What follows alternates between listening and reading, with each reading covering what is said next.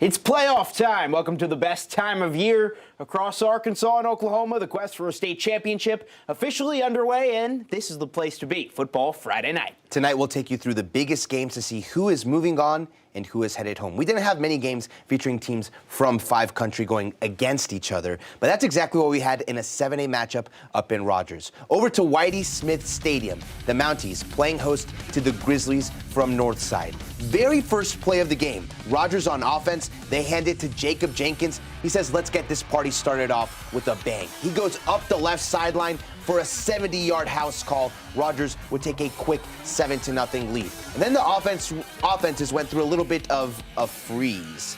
A band of Grizzlies here. I see what you did there. You see what I did there. It was cold, and the offenses, well, like I said, they froze a little bit. Sebastian Garcia there with the sack on Dane Williams. The Northside defense started to make its mark. We'll skip ahead to the last minute of the half. Northside looking to punt, but a bad snap. The punter falls on it, but that gives the Mounties an excellent chance at points before the break, and JT Miller is able to knock through the short field goal right before the half. The Mounties are moving on in convincing fashion. They take the dub 31-7. Next up, a trip to defending champion Bryant. I love it, giving the kicker a little love as well. Next, we go to Centerton. Bentonville West hosting Jonesboro. Bentonville West Wolverines, they're looking to move on. First up, Nick Bell with a big pass to Ty Durgan. He's in for 6. Easy touchdown, Wolverines up.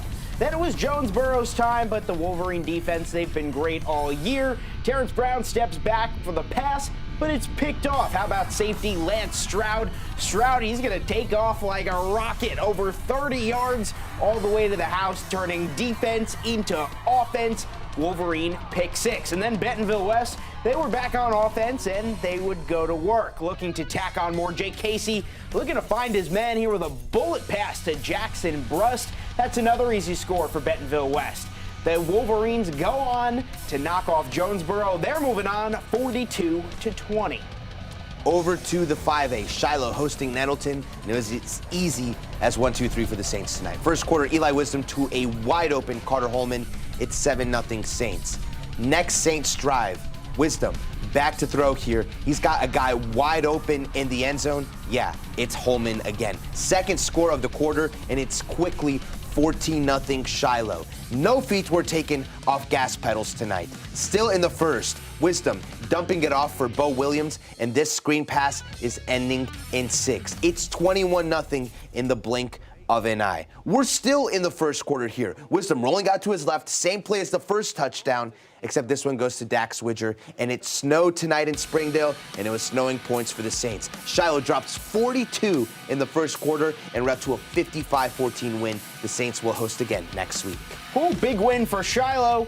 Now we're going to go up to Ozark in the River Valley. The Hillbillies hosting Mena. Ozark, a great regular season. Could they knock off conference foes? Here we go in this one. Landon right to Eli Massengill for the touchdown. Hillbillies take a 7-0 lead. Then Mena on offense looking to get things going. Gabe Corcoran, he's going to hand it to Jaden Felix, whose run is cut short. The Ozark defense looking prime. And then Landon Wright, well, he's going to go back to Eli Massengill. Massengill off to the races. 60-yard score. Ozark, dominant performance tonight. They're moving on, and they knock off Mena 45-7. Massengill is a stud. Over to Boonville. The Boonville Bearcats playing host to the Junction City Dragons. Don't see that mascot all too often. I'm a fan. Dragons. Mountainburg, other than Junction City, the only ones I can think of. In a 3A playoff matchup here, we'll start things off with Dax Goff, another really good running back. He gets things going in this sloppy, rainy game. And you know, running the football always works in any kind of weather. It works that right rain. there. Yeah. It actually looks pretty scenic. It does look That's cool. a great shot. 7-0 Bearcats. Dragons would get a touchdown, but the Bearcats strike back on a sweep play to Trace Hall. He takes it nearly 50 yards to the house. Boonville up 14-7 midway through the first. Here, another chunk play for Dax Goff. Set up the Bearcats in the red zone, and a few plays later, Cody Elliott punched it in. Then Elliott taking the handoff up the middle. Wide open field ahead, a 43-yard scamper and score. The Bearcats would convert the 2-point play to go up by 21. They take the win in this one, 42-14. Boonville is advancing. Now we're going to move on to Gravette. The Lions, they got to host this week, and they were hosting DeWitt. We're going to go first quarter on this one. How about the Lions defense? Kel Sweat makes a nice grab there, trying to hold the DeWitt offense. How about a punt return then for Gravett? Freshman Caden Brown, yes, a freshman. He's gone down the left sideline. Ooh. That's huge for the Lions. Gravett was up 7-6. We're going to move into the second quarter. I like those fireworks.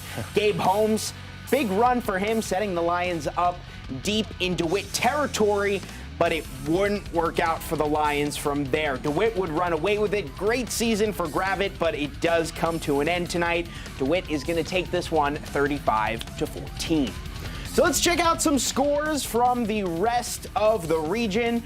What do we got out here? Harbor, they made the playoffs, but their season comes to an end tonight. How about Greenland, though, knocking off Folk 20-0? Jonathan, though, besides Greenland, there are no wins on that board. No, some tough opponents, Southside having to go all the way to North Little Rock, a great season for Gentry, a great regular season. Yes. Unfortunately, comes to an end for them, 42-21. But yeah, you pointed out Greenland, an impressive victory, getting it done on offense, 20 points. But how about that defense, pitching a shutout in the playoffs, means a little bit extra to that side of the ball. That's a team that came alive late. I'm excited to see what they do the rest of the way, but we're just getting started. Coming up, both Charleston and Prairie Grove are at home tonight, looking to defend home turf and punch their tickets to the next round. That and more when we return here on a playoff edition of Football Friday Night. Welcome back into a playoff edition of Football Friday Night. Over the past few seasons, the Charleston Tigers have consistently been one of the best teams in Arkansas, but the program hasn't won a state title since 2014.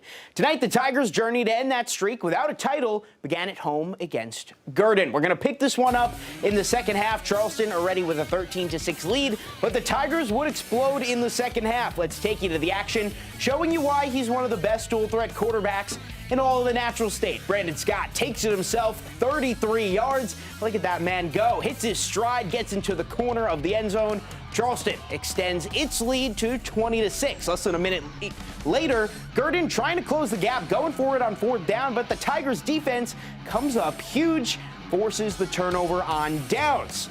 Tigers back on offense. Scott, he's going to connect with one of his favorite targets, Brevin Ketter, 30-yard screen pass, and he is long gone. Weaving through the defenders, he's in. Tigers, they move their lead in the fourth to 27-6. It would be all Tigers in the second half. They score 28 straight points, win this one easily, 41-6. Charleston, they're moving on. And this season, after making the jump to the 5A, Prairie Grove was one of the best teams in the conference all season long, and tonight the Tigers played their first playoff game since making that move when they played host to Batesville. Prairie Grove making that exit, and they were looking to put their best foot forward on home turf. Tonight, Prairie Grove looking to get things started on the right foot on offense, and they score the first touchdown of the game here. Luke Vance running it up the right sideline. He's into the end zone. Prairie Grove on top. But Batesville, they would respond in this one with a touchdown of their own here. Rhett McDonald throwing to Jace Jeffrey, and Batesville ties it up. Batesville would regain control of the ball, and again, it's McDonald going to the air. He gets it out to Holden Hutchins in the second quarter, and Batesville would have the lead. Prairie Grove now back with the ball. This time it's passed to Connor Hubbs. They've tied the ball game up at 14 at the half, but Prairie Grove ends up falling in this one. Their season is over after a 28-20 defeat. Farmington Cards, they were on the road tonight. They had to head out to Valley View. Farmington, though, looking good early on the goal line, trying to get that early lead. Direct snap to Cooper Gardenhire. He takes it in. The Cardinals, they're going to go for two. Cameron Van Zandt with the toss, and he is in for the score. Farmington had an 8-0 lead. Next Cardinals drive, they're moving again, but Van Zandt's pass tipped and picked by Jay Mormon. He's going to take it to the house for the pick six. After the extra point, Valley View was within one, and they weren't going away anytime soon. Carson Turley steps back and unloads one down the field. He finds Andrew Jones with a huge pickup. That sets the Blazers up inside the 10. Valley View scores on the next play. Farmington season comes to an end. Heartbreaking 2-point loss, 41-39.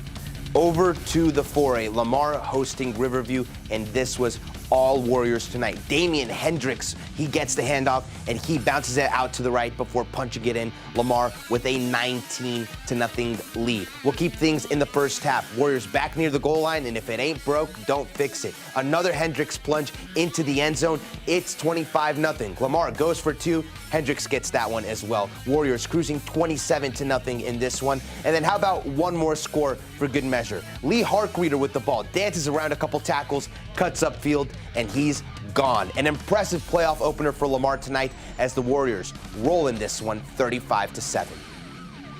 And when we return, we're going to look at some scores first. We at Oklahoma. How about Gore beating up on Fairland 63-6? Good one on them. And then we had battle, Jonathan, of two of our local teams, Vian and Spyro. Yeah, and that's a big number on offense for Vian, 52 points. You love to see that off either side of the ball clicking at the right time of the year. Has to make a head coach feel happy, but when you have both of them clicking, as Vian obviously does, they have to feel good going into the next round. Great season for both Pecola and Muldrow, but unfortunately came to an end tonight. But